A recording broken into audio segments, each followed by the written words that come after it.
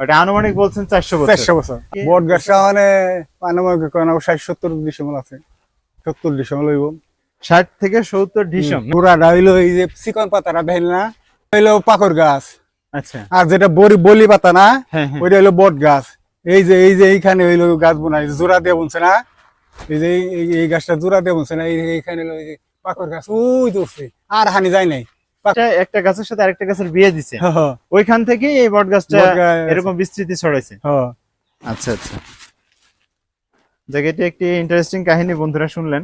হিন্দু শাস্ত্র মতে তারা এই কালী মন্দিরটি এখানে হওয়ার পর এই বট গাছটা সাক্ষী হিসাবে একটা গাছের সাথে আরেকটা গাছের বিয়ে দিছিল নাকি দাদু? হ্যাঁ, বিয়ে দিছে বট গাছ আর পাকর গাছ। বট গাছ আর পাকড় গাছ বিয়ে দেওয়ার পরে সেইখান থেকেই মূলত এই বট গাছের উৎপত্তি। এটা স্থানীয় দাদুর মাধ্যমে আমরা জানতে পারলাম।